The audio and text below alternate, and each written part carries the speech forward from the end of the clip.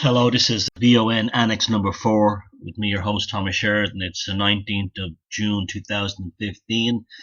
These are the supplemental programs to go with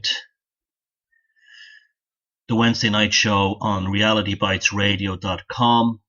Basically, these will be like magazine type editorials done in a spoken word style, deconstructing, reconstructing, establishing memes and understandings to make people more neutral about tackling subjects and less dogmatic and less evangelical, particularly regarding conspiracy theories, which are very important and must be kept out there as long as they're rational, and alternative research, which must be conducted as neutral as possible, with people having the maturity to say, I was wrong, I went down the wrong path here. Because we've reached a point where things have become appalling. You heard me in recent broadcasts, I've spoken about how the old time conspiracy theory world, which was once the discourse of intelligent and educated and cool people, has basically been destroyed by what they call the truthers. The truthers are the ISIS, the KKK, the Westboro Baptist Church, the JDL of the conspiracy scene. They've done nothing but cause enormous damage with their screaming and shouting, both to themselves and both to the whole idea of being cynical towards governments, corporations, and academia. I know I'm not really winning converts with this here, but it doesn't matter anyway. If one person listens to this and gets it, or just reevaluates their position, doesn't have to change it, just goes into a neutral way of looking at things, well, that's a good thing, because the most healthy thing in the world is admitting that you've been wrong about something, because that's the real path to enlightenment, and then admitting it, and then knowing that that was the wrong tangent for you. Now, I said the other day there's no such thing as absolute truth. There isn't, because one person's truth is another person's lie, one country's truth is another country's lie, and so on. There's always two sides to every story, and there's always grey areas, and in those grey areas is where the conspiracies happen. They're not generally always big mastermind events. They're sometimes the result of well-meaning stupidity. They're sometimes the result of ignorance. They're sometimes the result of planned agendas. And they're very often the result of an inability to keep control, and the psychopaths in charge of the conspiracy basically up the ante and try to gaslight to the next level. And often it works, and sometimes it doesn't. Now, I want to talk about the Holocaust today, and in particular this idea of Holocaust denial. Now, this seems to have become very popular in the alternative truth movement in the last 3 years. It came out of nowhere, really, but there's no reason for that. Like Scientology now and flying saucer and comet death cults have in the past, they recognize the CIA funded and resourced comet death Ouija board channeling death cults related to the Westboro Baptist Church. Who are also a front. They recognize an opportunity. The conspiratorial truther scene, alternative media, is a rich environment to pick fruit and to spread their own seeds. Now, I believe that Scientology, from what I see, is definitely trying to move in on the alternative scene. I hear more and more people talking about it in glowing terms.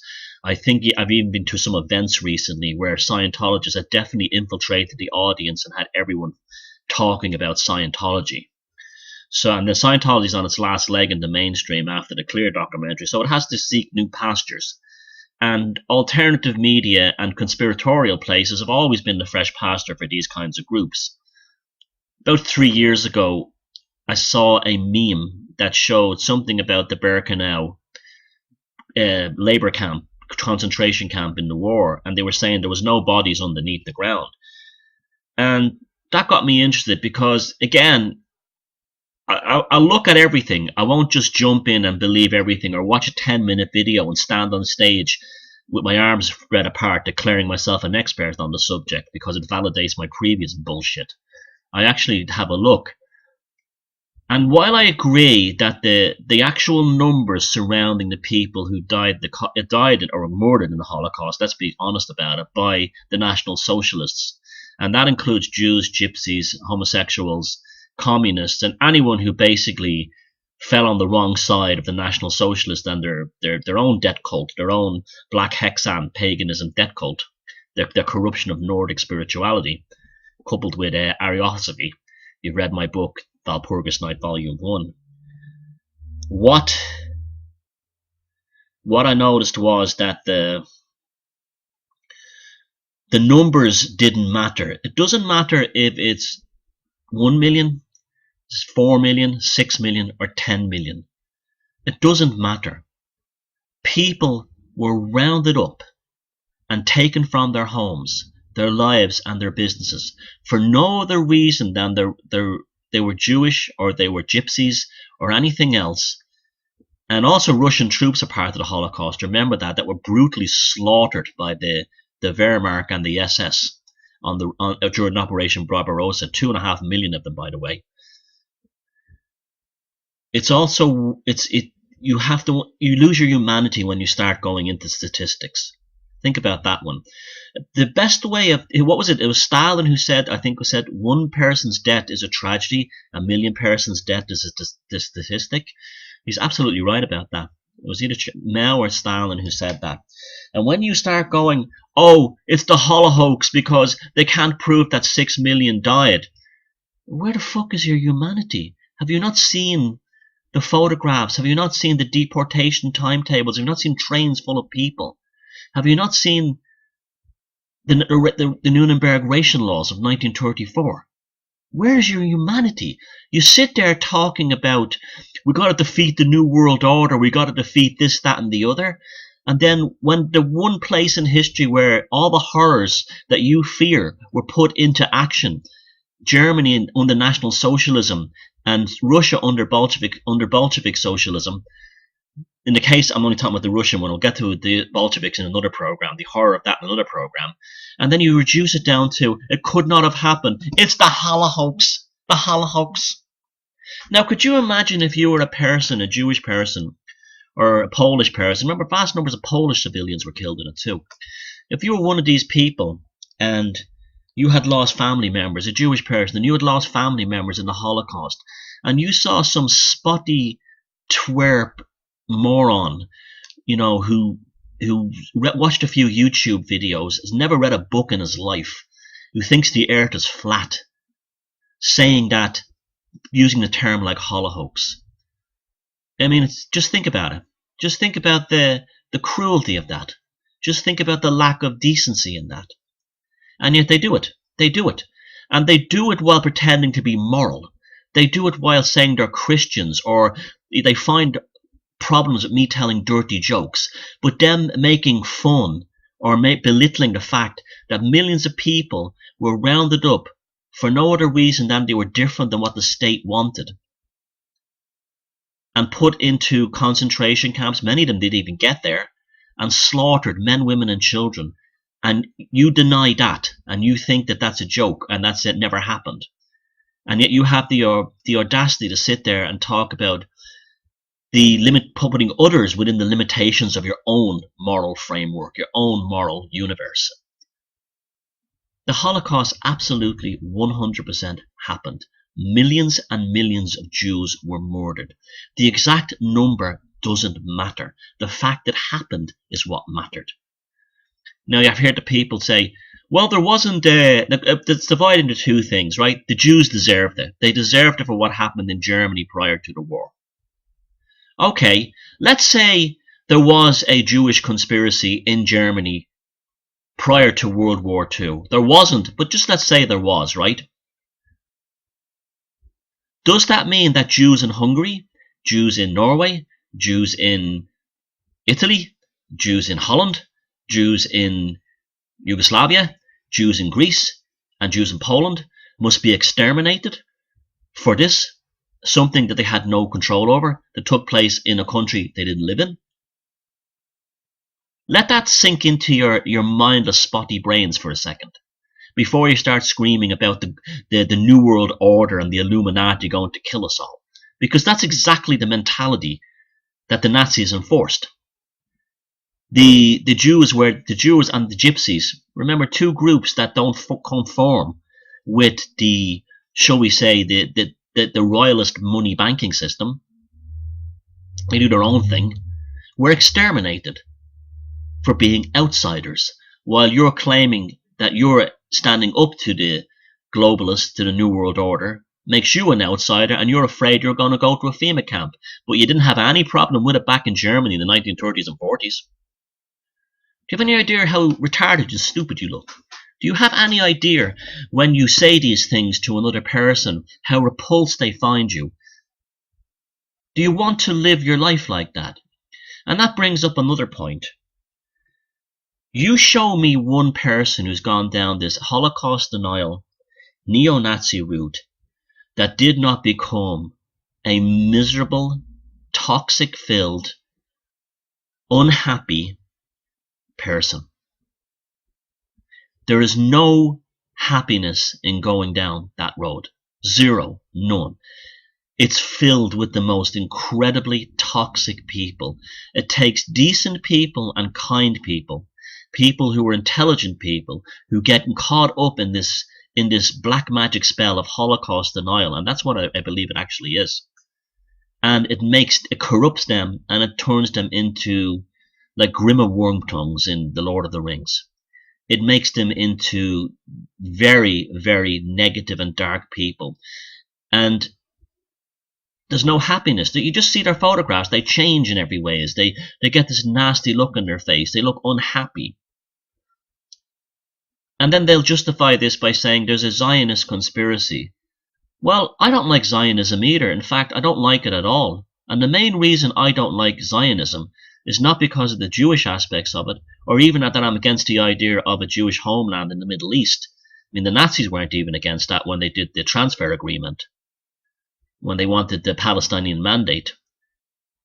The reason I'm mainly against Zionists is because just about all of them, the vast majority of them, are obnoxious, moronic, Bible Belt American Presbyterian Christians who haven't got two brain cells to one rub together and are waiting for Jesus to come back. That's why I hate Zionists. That's why I don't hate them. That's why I don't like them. Zionism is a Presbyterian, white Anglo-Saxon Protestant neuroses that was imposed upon the Jews in the 1800s by mercantile operations who were seeking to establish an Ulster in the Middle East in order to exploit the growing awareness of vast mineral and fossil fuel wealths in that region, particularly phosphates and potash. You never hear about that, but that was huge. That was just as big as the oil thing initially. And so, like they did in Northern Ireland, they sought to, it was the same people too, same people, their descendants, just in Victorian England and Victorian America, sought to create a Middle Eastern Ulster. And you look at the thing to this day. And then they'll say things like, well, all you have to do is look at Gaza to see what the Jews are like. Well, I know lots of Jews, many of them. And I've met very few Jews who are raving pro-Israeli foreign policy types. Very few. In fact, they're almost none. Almost none. They're Americans, they're British, they're Irish, they're Dutch. They're just people like the rest of us. They're not interested in that stuff. Now, they will become defensive of it naturally enough if somebody starts making fun of them or attacking the Holocaust and things like that, which is perfectly understandable. I remember working in a place where a guy turned around and said the reason why the potato famine in Ireland happened was because the Irish were too stupid to rotate their crops. Now, that hurt me and made me angry, and I kept my mouth shut. But then I turned around to the guy and I said to him, you know what you said is really pretty bad, because this is later on, I did it in a friendly way. I didn't react at the spot. I said, that's like saying the Jews climbed into the ovens in order to keep warm. And he looked at me for a second and he said, yeah, I never thought about it that way. Maybe you're right. And I explained it to him.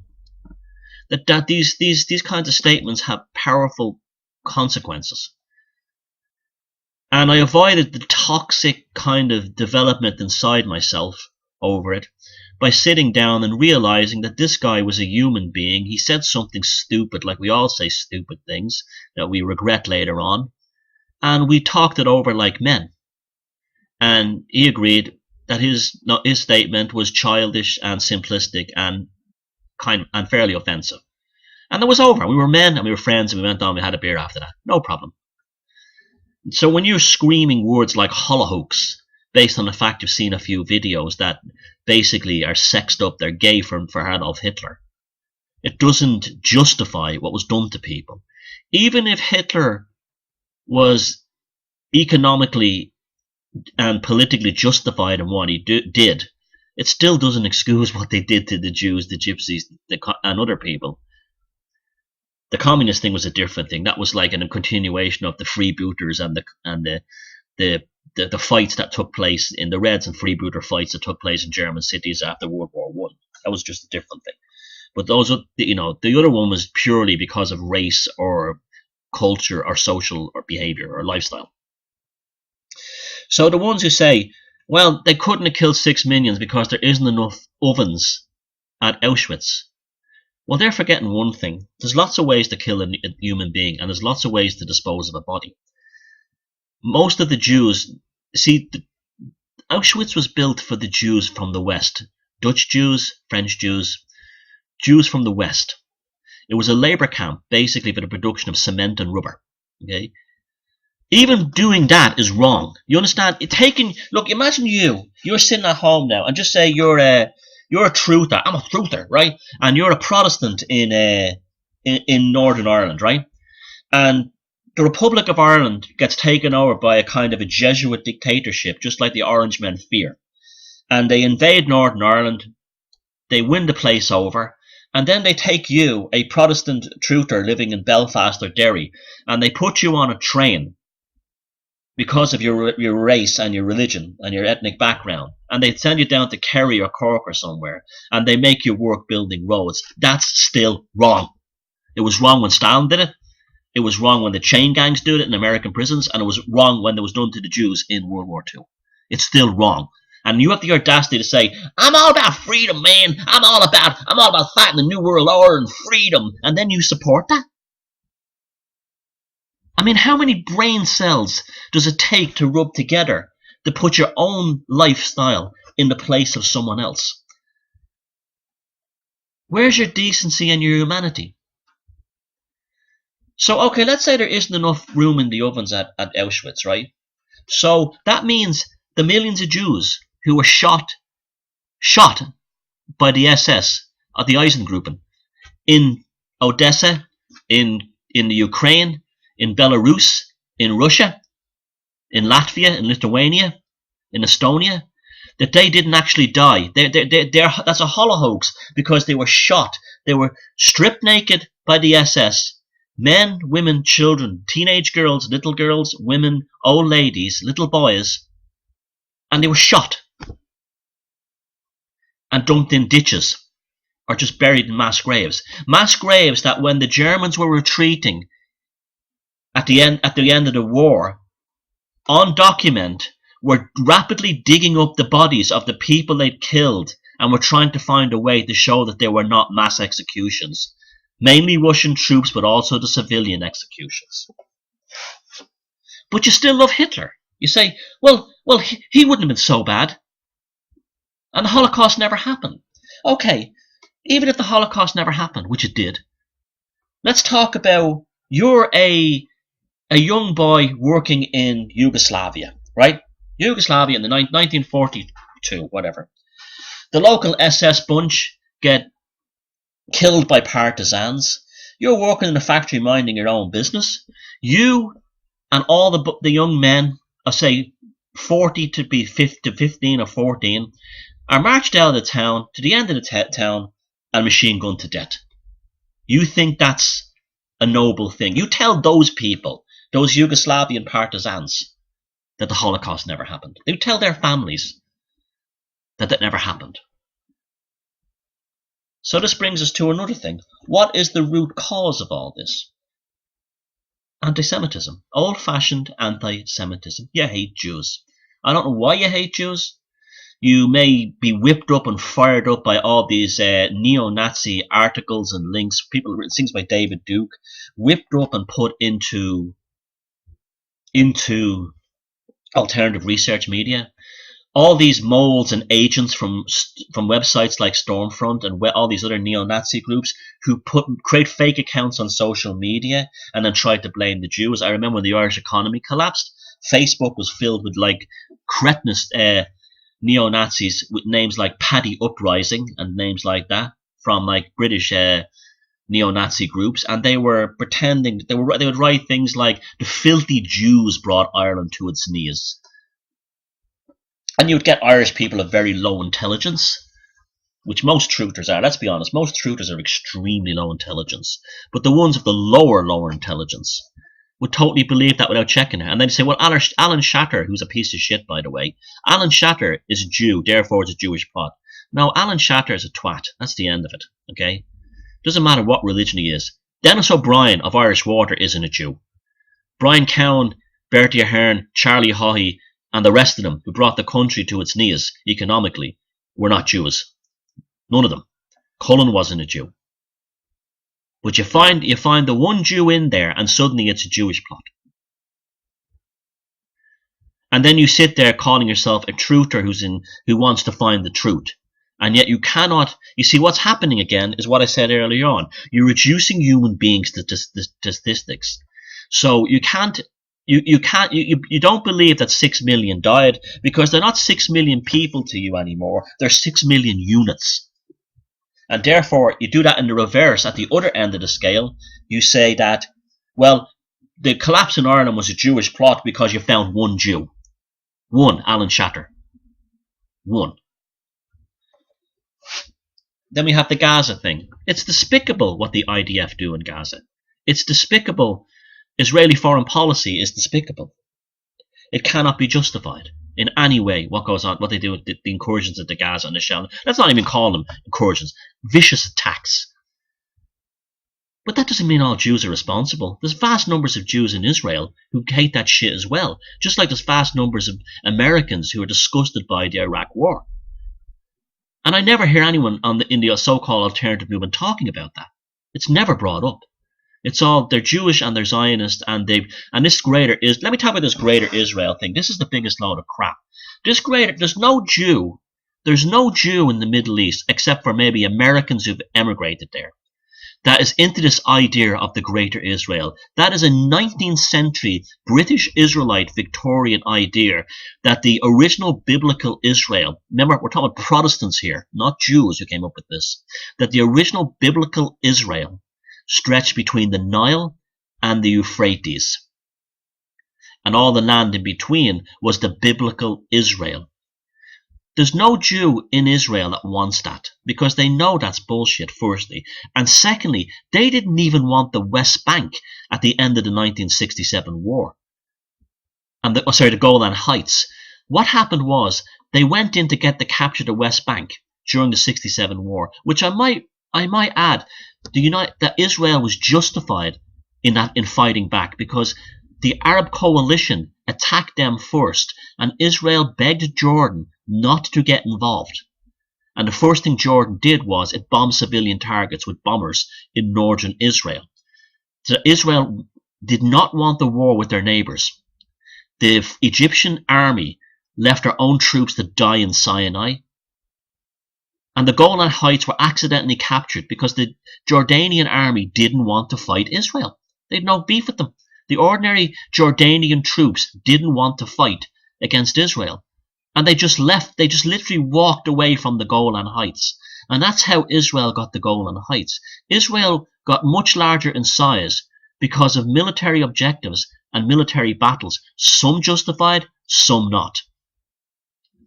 But it was an accident of history they got to the size they are, and they're not going to get any bigger. There's constant debates in the Knesset about Israel has already extended its borders too far. It's only American and British imperial and business interests that will keep this idea of Israel must maintain its present borders. And if you look at the head of all these corporations, they're all Lord this, Earl that, Countess this, Viscount that. Public school British schoolboys, the same ones whose great-grandparents formulated the Balfour Declaration. Just business, and just old blue blood business. But you don't learn any of these things. You watch a documentary like Adolf Hitler, The Greatest Story Never Told, where it's emotional music, it's swirling soundtrack. And they showed the good things that Hitler did. But every dictator's done good things. And yes, I agree that movies and TV do tend to over dehumanize dictators, because they're not all psychopaths. They have psychopathic governments and everything like that. Hitler absolutely did, but they do have moments of cleverness and ingenuity and maybe even kindness. But that doesn't negate. I'm sure Ted Bundy held the door open for old ladies carrying their groceries coming out of the supermarket. I'm sure Jimmy Savile did a lot for charity, didn't he? So you can't live in these spasms of reactions, of chemical brain rushes. That's not wisdom. That's the orc mindset, where the mindset of a person who's wise, who's trying to be enlightened in the true sense, illuminated, if you will, is to look at the entire big picture and step back and see the sum total as a whole. Now, this is Bloom's Week in Dublin, and that's a celebration of the James Joyce novel Ulysses, about Leopold Bloom, a Jewish ad salesman, and one day he spends in Dublin. Now, the show have none of this stuff is new under the sun. Even long before Israel was created or the Holocaust happened, there's a scene in that book where a character called the Citizen, who might as well be one of these sort of like moronic Irish truthers, who's like just a nasty, toxic individual, is giving Bloom a hard time and saying, "What's your country?" And Bloom says, "Well, I'm Irish." And he goes, "Yeah, sure you are." And then this begins this anti-Semitic dialogue towards him, and it gets quite nasty. And Bloom comes back and gives him a lecture and saying that everyone from Spinoza to all these other people, even Jesus Christ, were Jewish. Your God, your Savior was Jewish. And this is the other inherent thing about it. These Christian anti-Semites. This is an amazing one to me. They actually think that Jesus was a Protestant who went to Eton or Harrow. The absurdity of it. And also all the British Israelite thing. When you become a Holocaust... Now, I'm not saying... Okay, let's talk about... I'm not saying people shouldn't research these things. They should. Everything should be researched, okay? Honestly, openly, and objectively. Not with hate and not with love. Neutral. Enlightened with wisdom. They bring up things like the Daily Express headline saying, World Jury declares war on the Third Reich, right? Forgetting, with a hint of irony, forgetting and also spreading another story. The Daily Express is the biggest fucking rag that has ever existed. Every headline on the Daily Express from the day that newspaper was founded to today was sensationalist bullshit. Every second week there's a story saying new miracle cancer drug is here. Every second week, something about the royals being wonderful. Every second week, back in the 80s, the IRA have a nuclear bomb in a suitcase, and they're going to blow up London, even though you can't do that physically. And back in the 30s, they had the Daily Express, the rag of motherfucking rags that make shit up, had a headline saying, World Jury declares war on the Third Reich. And that's justification for the Third Reich had to defend itself. They did. That was the reaction in wake of the Nuremberg racial laws, which prevented Jews from just about everything. And Jewish groups in America were pissed off. And that was the headline, quite rightly, by the way, that was the headline placed in the Express. So, in 2015, that a Daily Express headline is such complete contrived OTT excrement, no bullshit, that you wouldn't wipe a badger's arse with it, because it's bullshit. But you're quite willing to entertain the fact that back in 1930 whatever, that the Daily Express headlines are then valid. You don't know nothing. You haven't been looking at this stuff long enough. You haven't developed wisdom. Now, the main reason I'm making this video is not to... I'm trying to calm things down, because it gets... This kind of us and them stuff gets us nowhere, okay? And I know I'm going to be attacked for this. I couldn't give a shit. I couldn't give a shit. Now, as I said at the beginning, when you go down this Holocaust denial route, you will find yourself becoming increasingly unhappy in your life. Your life will become increasingly stagnant. And there's actually an energetic consciousness thing behind this. Because what's happening is you're devoting your psychic energy towards something that's not serving you or humanity. And this is why when you will look in the mirror after a while and see a glum face on yourself. When people take photographs of you, it's glum. You will see people departing your Facebook page when you post these articles. They won't say anything. They'll just unfriend you or unfollow you. Because you're becoming a pain in the arse. And the biggest victim of this is not the Zionist that you're trying to take down. It's yourself that you're taking down yourself. You're destroying your own quality of life with your stupidity and your overreactions. And there's no happy ending in this. Like I said, show me one single neo-Nazi that's been in this scene for a while that's a happy person. They're absolutely toxic and miserable. You don't want to be around them. There was a film made back in the 90s called This It's England, and it was a perfect example of this poisonous trajectory. The storyline was a young kid in the north of England. His father had been killed in the Falklands War, and his mother couldn't cope with it, and the kid didn't have a father. He meets these proto-skinheads. Now, this is exactly what's happening with the so-called alternative and truth movement. These proto-skinheads, including one of them who's a black kid, who are into ska music, who are into the original skinheads were not racists. They were into ska music, they were into Motown, they were into bands like Slade, when Slade first started. And then they got big into the ska and the rocksteady stuff from Jamaica. And that's what the skinheads were. And these kids, who are older than this kid, in a very kind and loving and friendly way, adopt the kid because he's got a great personality. However, inside this group is a neo-Nazi skinhead.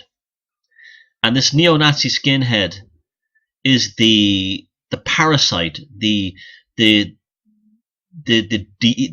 toxic parasite who's trying to steer all his friends in the group towards, hating blacks, hating Pakistanis, hating Jews, and all this kind of thing, sending the immigrants back. And there's one very powerful scene in the film. It's a brilliant film if you haven't seen it, where they go to, it goes from the guy basically saying this country's being destroyed by immigrants and making good points about Margaret Thatcher sent your daddy to die, playing on the young lad's loss. And then they go to somewhere in the English countryside, they go to a National Front or a white nationalist meeting. And the whole energy of the film changes when these very dark guys in suits stand on the stage to a pub filled with skinheads. And you see the division happens right there. The majority of the skinheads said, no way, man, I'm having nothing to do with this. I'm having nothing to do with this. And then what's left is the hardcore skinhead and the little boy. And then he becomes the father to the little boy. And then the little boy falls into the toxic sewer of the racist skinhead. And the film has a horrific conclusion, but it basically shows how these forces are created to suck people up. And if they're demonic, I absolutely believe they could be. I believe everything from Bolsheviks to any kind of fascism, any kind of cultism, worshipping aliens through a new Ouija board and waiting for comets at the end of the world, Jonestown, neo-Nazism, even the flat earth thing. You see the hatred and the viciousness coming off these guys now. They're a toxic path, because what happens is the more these people sink deep into it, the less they can let go. They can turn back because they put so much into it. And as any kind of lingering doubts appear in their feelings, rather than saying, maybe I should put the brakes on, what they do is they jump to the next level to copper fasten their neuroses, and it is a neuroses, or their infection. I would say the word infection, what Paul Levy talked about with Tico and things like that. And it just gets darker and darker and darker and darker. And there's no road out of it. And what I find amazing is that so many of these people had spent years being all kind of like DMT, the spirit molecule, everything is unconditional love, except the Jews. And the Holocaust is a hoax. When I hear that word Holocaust, I can feel my blood pressure changing, because it's one of those words that carries so much toxic energy. It's just like it's toxic for two reasons. One, the person making the statement is full of shit. They haven't really studied anything. And second, it's toxic because they've lost their humanity and they've reduced human beings, men, women, and children, not to personalities, individuals, and people that they could probably meet, but and enjoy and like, or hate them as well. If they were assholes, there's assholes in every group. But they reduce them just to a statistic, to a number, to a unit. And therefore they've dehumanized them. But more than anything else, they've dehumanized themselves. Thanks very much, and I'll see you next time.